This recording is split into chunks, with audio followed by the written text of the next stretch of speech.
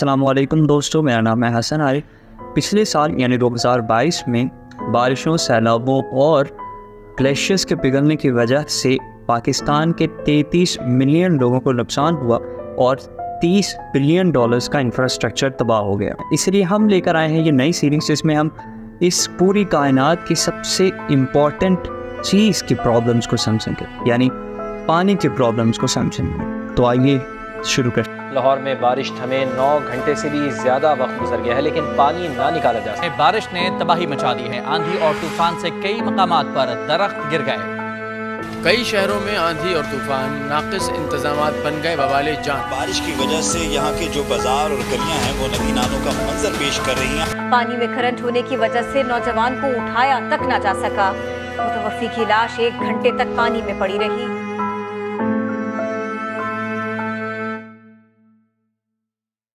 इसी साल लाहौर में 10 घंटों में 291 मिलीमीटर बारिशों के साथ पिछले 30 साल का रिकॉर्ड टूट गया। ये जानते हैं कि बारिशें होती क्यों हैं और किस तरह से तेज होती जा रही है। सबसे पहले जानते हैं कि बारिश होती क्यों है।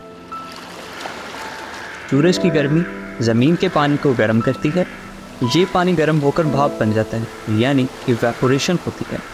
फिर ये भाप आसमान पर जाकर ठंडी होकर दोबारा पानी बन जाती है। इसी तरीके से बादल बनते हैं। जब बादल एक दूसरे से टकराते हैं तो पानी के कतरे मिलकर बड़े बड़े पानी के कतरे बनते हैं जो ज़मीन पर गिरकर बारिश होती है। ये प्रोसेस कुदरती है जो ज़मीन के लिए बहुत ज़रूरी है, मगर हमारी गलतियों की वजह से ये प्रोसेस बहुत तेज़ हो जाता है। तो आइए इस तेज़ प्रोसेस को समझते हैं। इंसान ज़मीन पर पोल्यूशन फैलाता है। ये एयर पोल्यूशन आसमान पर जाकर ओजोन को तबाह करती है। ओजोन एक कुदरती लेयर है जो हमारी ज़मीन के लिए फ़िल्टर का काम करती है। ये सूरज की हार्मफुल रेडिएशंस को फ़िल्टर कर देती है, मगर एयर पोल्यूशन इसमें बोल कर देती है, जिसे कहते हैं ओजोन डिप्लेशन। इससे डायरेक्ट हीट पहुंचती है ज़मीन पर और ज़मीन का टेम्परेचर बढ़ने लगता है। जब ज़मीन का टेम्परेचर बढ़ता है तो ज़्यादा इवेपोरेशन होती है, ज़्यादा बादल बनते हैं और ज़्यादा बारिशें। एक और तरीके से बारिशें तेज़ होती हैं, वो है ग्रीन हाउस इफेक्ट। आइए इस इफेक्ट को समझते हैं। कुछ गैसेस जैसे कार्बन डाइऑक्साइड, मीथेन और नाइट्रस ऑक्साइड वगैरह, जिन्हें ग्रीन हाउस गैसेस भी कहते हैं, ये सूरज से आने वाली रेडिएशंस को एब्जॉर्ब कर लेते हैं। कुछ सूरज की हीट वापस स्पेस में रिफ्लेक्ट हो जाती है। ये जो हीट ग्रीन हाउस गैसेस ने एब्जॉर्ब की हैं, इससे ज़मीन का टेम्परेचर मेंटेन रहता है। ये एक नेचुरल फिनोमिनन है। अगर ऐसा ना हो तो ज़मीन का टेम्परेचर -53 डिग्री सेल्सियस से भी नीचे चला जाता। मगर मसला तब आता है जब इंसान एयर पोल्यूशन करता है। उस एयर पोल्यूशन से इन ग्रीन हाउस गैसेस में इजाफा होता है। सूरज से आने वाली ज़्यादा हीट अर्थ में ही ट्रैप हो जाती है, जिससे अर्थ का टेम्परेचर बढ़ता है, यानी ग्लोबल वार्मिंग होती है। इससे बारिशें तेज़ होती हैं, मगर ग्लोबल वार्मिंग से ग्लेशियर्स के पिघलने का खतरा भी बढ़ जाता है।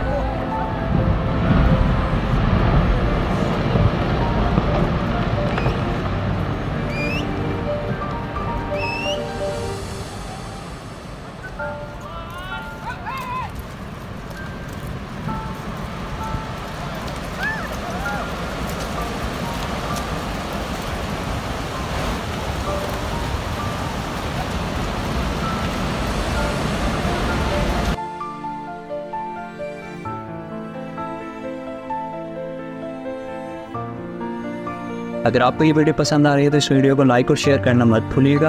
और अगर आप इसी तरह के इन्फॉर्मेटिव वीडियोस देखते रहना चाहते हैं तो हमारे चैनल को भी सब्सक्राइब कर लीजिए। इसके अलावा दरख्तों को काटने से दरख्तों के अंदर मौजूद कार्बन डाइऑक्साइड गैस रिलीज होती है। इससे क्लाइमेट चेंज होता है और बारिशों का ट्रेंड बदल जाता है। पाकिस्तान मीटियोरोलॉजिकल डिपार्टमेंट के मुताबिक पाकिस्तान में एवरेज बारिशें इस तरह से हुआ करती थी, मगर 2022 में कुछ इस तरह से बारिशें हुई, यानी बारिशें बहुत ज़्यादा बढ़ गई हैं। बारिशों के आने से पाकिस्तान में कई मसाइल आते हैं। पाकिस्तान में बारिश होते ही सबसे पहले लाइट चली जाती है। बारिश की पहली बूंद पड़ी और शहर के बेशतर इलाके अंधेरे में डूब गए। मूसलाधार बारिश के बाद लेस्को के 110 फीडर स्ट्रिप कर गए हैं। फीडर स्ट्रिप होने के बायस बिजली की सप्लाई कई इलाकों में सैलाब आते हैं। मुल्क को इंफ्रास्ट्रक्चर का नुकसान होता है।